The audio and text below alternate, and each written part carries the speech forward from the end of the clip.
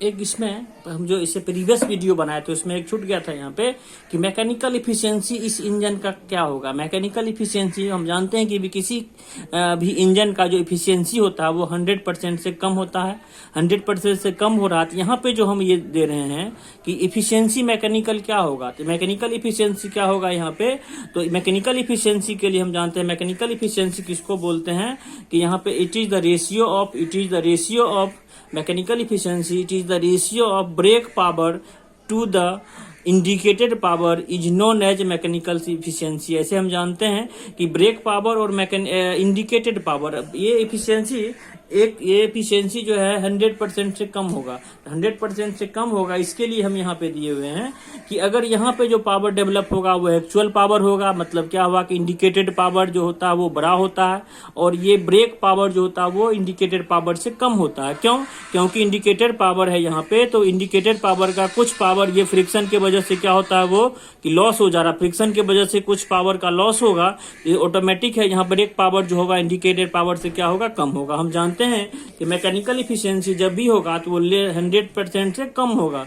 इसीलिए यहाँ पे क्या होगा, बीपी बट्टे आईपी, यानी ब्रेक पावर कम है, इंडिकेटेड पावर ज्यादा है, इसका जो रेशियो होगा वो ऑलवेज एक से क्या होगा, कम होगा। इसलिए मैकेनिकल इफिशियंसी किसी भी इंजन का अगर हम निकालेंगे तो वो ब्रेक पावर बट्टे indicated power, brake power indicated power के रेशियो को हम क्या बोलते हैं, mechanical efficiency. Efficiency is always less than unity, efficiency किसी का इंजन का भी एक से कम होता है। अब यहाँ पे मोर्से टेस्ट हम यहाँ पे दिए हुए हैं कि मोर्स टेस्ट हम किस तरह से करते हैं। Morse test of IC engine, Morse test is the use the find indicated power of each cylinder of a multi cylinder IC engine. यानी इंडिकेटेड मोर्स टेस्ट से हम क्या करते हैं, इंडिकेटेड पावर को मेजरमेंट करते हैं, वो भी प्रत्येक सिलेंडर का अलग अलग इंडिकेटेड पावर को हम मेजरमेंट करेंगे। और मल्टी सिलेंडर मतलब क्या हुआ कि एक से अधिक सिलेंडर में हम ये टेस्ट को करते हैं, मोर्से टेस्ट को, और इससे हम क्या करते हैं, इंडिकेटेड पावर को मेजरमेंट करते हैं। तो पहले हम बता दिए थे कि इंडिकेटेड पावर होता क्या है कि सिलेंडर के इनसाइड में जो पावर डेवलप होता है सिलेंडर के अंदर में, उसको हम इंडिकेटेड पावर बोलते हैं। तो यहाँ पे हम डिटरमाइन कर रहे हैं इंडिकेटेड पावर, वो 4 स्ट्रोक 4 सिलेंडर पेट्रोल इंजन का, यानी 4 स्ट्रोक वो भी है और 4 सिलेंडर भी है। मतलब कि 4 सिलेंडर का कोई पेट्रोल इंजन है और 4 स्ट्रोक है, तो उसका हम इंडिकेटेड पावर कैसे मेजरमेंट करेंगे। इसके लिए यहाँ पे हम मेजरमेंट करने का हम ये मेजरमेंट कैसे करेंगे, इसके लिए हम फिर मेजरमेंट करेंगे और इस मेजरमेंट को दिखाएंगे कि किस तरह से मेजरमेंट हो रहा है। इसके लिए 4 स्ट्रोक हम petrol engine, 4 stroke petrol engine, इसके लिए हम ये यूज किए हैं कि यहाँ से ये 4 stroke petrol engine, 4 stroke petrol engine का मतलब 4 स्ट्रोक 4 सिलेंडर पे स्ट्रोक इंजन। यहाँ पे दिए हैं 1 सिलेंडर, 2 सिलेंडर, 3 सिलेंडर, 4 सिलेंडर। वो 4 सिलेंडर का यहाँ पे ले लिए हैं, ये 4 स्ट्रोक इंजन है, 4 सिलेंडर भी है, 4 सिलेंडर भी ले लिए हैं। और यहाँ पे क्या होगा, एक सिलेंडर में इनलेट बल्ब, एग्जॉस्ट बल्ब, प्रत्येक सिलेंडर में वो इनलेट एग्जॉस्ट बल्ब दिया हुआ है, पिस्टन दिया हुआ है, कनेक्टिंग रॉड दिया हुआ है, क्रैंक दिया हुआ। अगर हम मान लेते हैं इसमें कि सिलेंडर के इनसाइड यहाँ पे जो पावर डेवलप होगा उसको क्या करते हैं, इंडिकेटेड पावर 1 सिलेंडर के लिए 1 दिए हैं, इंडिकेटेड पावर दूसरे सिलेंडर के लिए 2 दिए, इंडिकेटेड पावर तीसरे सिलेंडर के लिए तो 3 दिए, इंडिकेटेड पावर चौथे सिलेंडर के लिए तो यहाँ पे हम क्या दिए हैं, 4 दिए हैं। यानी लेट मान लेते हैं कि indicated power IP1, IP2, IP3, IP4 यहाँ पे लिखे हैं कि इंडिकेटेड पावर जो है वो डिफरेंट सिलेंडर का 1 to 3 के लिए हम I1, IP1, IP2, IP3, IP4 मान लिए। मतलब सिलेंडर के अंदर यहाँ जो पावर डेवलप होगा उसको IP1 मानते हैं, यहाँ जो डेवलप होगा IP2, मतलब इंडिकेटेड पावर दूसरे के लिए, इंडिकेटेड पावर तीसरे के लिए, इंडिकेटेड पावर चौथे के लिए। और इसके बाद क्या होगा कि यहाँ के लिए जो मानते हैं वो ब्रेक पावर पहले के लिए, ब्रेक पावर दूसरे सिलेंडर के लिए, ब्रेक पावर तीसरे सिलेंडर के लिए, ब्रेक पावर चौथे सिलेंडर के लिए। यानी प्रत्येक सिलेंडर का अलग अलग ब्रेक पावर है। प्रत्येक सिलेंडर 1 के लिए BP1, 2 के लिए BP2, 3 के लिए BP3। और जब ये पिस्टन यहाँ से मूव करके यहाँ की ओर आएगा, जब ये इंडिकेटेड पावर जो है ये पिस्टन को धक्का देगा यहाँ पावर डेवलप होने के बाद, तो ये ब्रेक पावर मिलेगा। तो इससे पिस्टन का जो मूवमेंट होगा इसके वजह से यहाँ फ्रिक्शन का लॉस होता है। तो यहाँ पे जो फ्रिक्शन लॉस होगा उसको फ्रिक्शनल पावर F1 बोलते हैं। यहाँ पे जो फ्रिक्शन का लॉस होगा उसको F2 बोलते हैं। यहाँ जो फ्रिक्शन का लॉस होगा उसको F3 बोलते हैं। यहाँ पे जो लॉस होगा वो F4 बोलते हैं। यहाँ पे इंडिकेटेड पावर है और ये इसको पावर मिल रहा है यहाँ पे, इसीलिए इसको break power BP4, indicated power IP4, और फ्रिक्शन की वजह से जो लॉस होता है उसको F4, मतलब 4 सिलेंडर के लिए, इसलिए फ्रिक्शन 4 दिए हैं। अब यहाँ पे हमको इंडिकेटेड पावर निकालना है, इसके लिए हम लिख दिए हैं कि let IP1, IP2, IP3, IP4 indicated power for different cylinder के लिए IP1, IP2 लिखे हैं। F1, F2, F3 frictional power cylinder 1, 2, 3 के लिए लिखे हैं। BP1, BP2, BP3, BP4 break power हम लिखे हैं सिलेंडर 1, ब्रेक पावर लिखे हैं सिलेंडर 1, 2, 3, 4 के लिए। अब ये है कि हम ये मान रहे हैं कि इसमें 4 सिलेंडर है, अगर हमको चारों सिलेंडर एक साथ वर्क कर रहा हो, ये सिलेंडर एक साथ वर्क कर रहा हो, तो टोटल ब्रेक पावर क्या होगा। तो यहाँ लिखे हैं when all cylinder are working brake power of the engine is measuring. Brake power इस इंजन का हम कैसे मेजर करेंगे 4 सिलेंडर के लिए, तो मानते हैं कि एक सिलेंडर के लिए अगर निकालेंगे इसका ब्रेक पावर, तो IP1 में से इंडिकेटेड पावर में से फ्रिक्शन पावर को घटा देंगे, इसके लिए IP1 और BP1 आ जाएगा।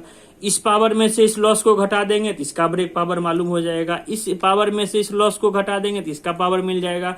इस पावर में से इस लॉस को घटा देंगे तो इसका पावर मिल जाएगा। तो यहाँ जो टोटल ब्रेक पावर हम दिए हैं वो टोटल इंडिकेटेड पावर 4 सिलेंडर का और टोटल फ्रिक्शन पावर 4 सिलेंडर को घटा देंगे, तो BP बराबर हम लिखें यहाँ से IP1, IP2, IP3, IP4 minus F1, F2, F3, F4। यहाँ पे हम जो दिए हैं कि अगर ये इंडिकेटेड पावर में से फ्रिक्शन पावर को घटा देंगे तो पहले के लिए ब्रेक पावर, इसके लिए इस फ्रिक्शन को घटा देंगे, दूसरे लिए वही सेम किए हैं कि IP1, IP2 सब का ब्रेक पावर को जोड़ दिए हैं और उसमें से सभी का फ्रिक्शन पावर को घटा दिए हैं। तो चारों सिलेंडर के लिए हमको कितना ब्रेक पावर है वो ब्रेक पावर हमको यहाँ पे मालूम हो गया। ब्रेक पावर जब यहाँ पे हमको मालूम हो गया है, इसके लिए फिर हम क्या करेंगे इस पॉइंट से, अब कि यहाँ पे दिए हैं कि यहाँ से then cylinder number 1 is cut off. जब सिलेंडर नंबर 1 कट ऑफ कहने का मतलब क्या हुआ कि सिलेंडर नंबर 1 कट ऑफ कहने का मतलब क्या हुआ कि अगर सिलेंडर नंबर 1 में हम फ्यूल सप्लाई को बंद कर देते हैं, कट ऑफ का मतलब क्या हुआ, यहाँ जो फ्यूल सप्लाई अगर हम बंद कर देते हैं, इसका मतलब जब इसमें फ्यूल आएगा ही नहीं तो इग्निशन तो होगा नहीं, इग्निशन होगा नहीं तो इंडिकेटेड पावर यहाँ डेवलप नहीं होगा। जब इंडिकेटेड पावर डेवलप नहीं होगा तो ब्रेक पावर हमको मिलेगा नहीं मिलेगा, क्योंकि इसी पावर से ये अवेलेबल होता है इसको।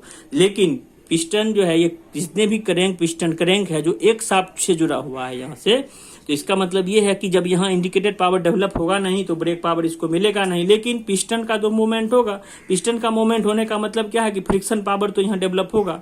इसीलिए हम क्या किए हैं, सिलेंडर नंबर 1 को कट ऑफ कर दिए, मतलब कि इसमें हम फ्यूल सप्लाई को बंद कर देंगे। जब भी फ्यूल सप्लाई बंद कर देते हैं तो इंडिकेटेड पावर डेवलप नहीं होगा। जब इंडिकेटेड पावर डेवलप नहीं होगा तो इसको ब्रेक पावर मिलेगा नहीं। लेकिन एक ही शाफ्ट से जुड़ा हुआ है, इसके वजह से पिस्टन का मूवमेंट होगा। पिस्टन का मूवमेंट होगा तो यहाँ तो फ्रिक्शन तो डेवलप होगा, इसका मतलब फ्रिक्शनल पावर तो डेवलप हो रहा है।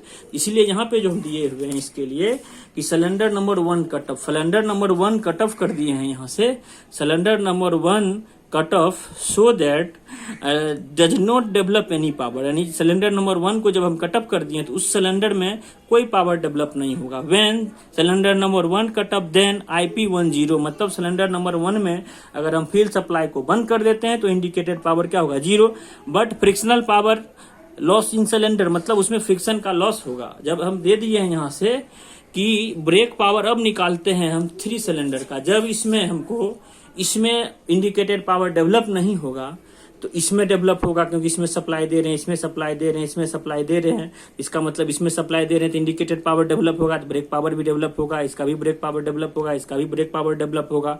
अब हम 3 सिलेंडर का ब्रेक पावर निकालते हैं। जब 3 सिलेंडर का ब्रेक पावर निकालेंगे तो यहाँ से हम दिए हुए 3 सिलेंडर का जो ब्रेक पावर निकाले हैं BP1, तो क्या होगा, यहाँ से पहले सिलेंडर में तो सप्लाई 0 हो जाएगा, क्यों इंडिकेटेड पावर तो वहाँ डेवलप होगा नहीं, क्योंकि फ्यूल सप्लाई हो नहीं रहा, इसलिए दूसरे सिलेंडर का इंडिकेटेड, तीसरे का, चौथे का।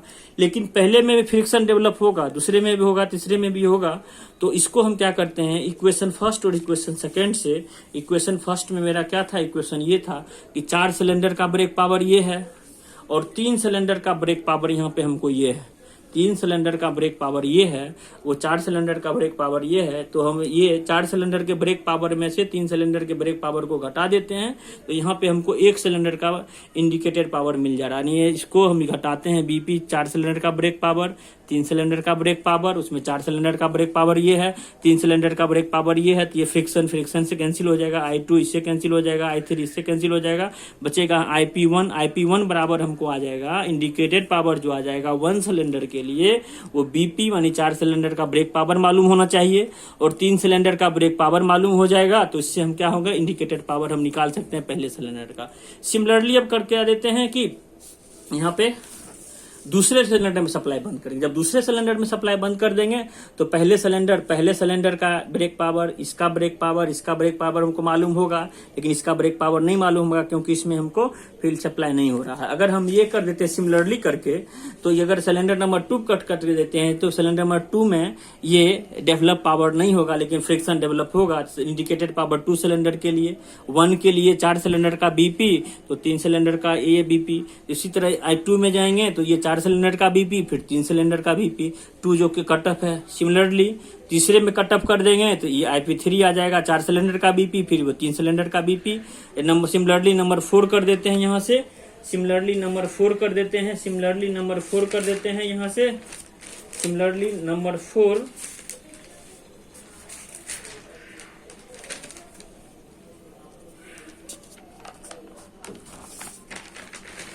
सिमिलरली नंबर 4 को कट ऑफ कर देते हैं। तो यहाँ पे नंबर 4 कट ऑफ हो जाएगा तो 4 सिलेंडर का बीपी और ये 3 सिलेंडर का बीपी, इसको घटा देंगे, चौथे सिलेंडर का इंडिकेटेड पावर आ जाएगा। टोटल इंडिकेटेड पावर क्या आ जाएगा, तो पहले सिलेंडर का इंडिकेटेड पावर, दूसरे सिलेंडर का इंडिकेटेड, तीसरे सिलेंडर का इंडिकेटेड, चौथे का, चारों को जोड़ देंगे तो टोटल इंडिकेटेड पावर हमको इसमें मोर्से टेस्ट के थ्रू ये 4 सिलेंडर जो है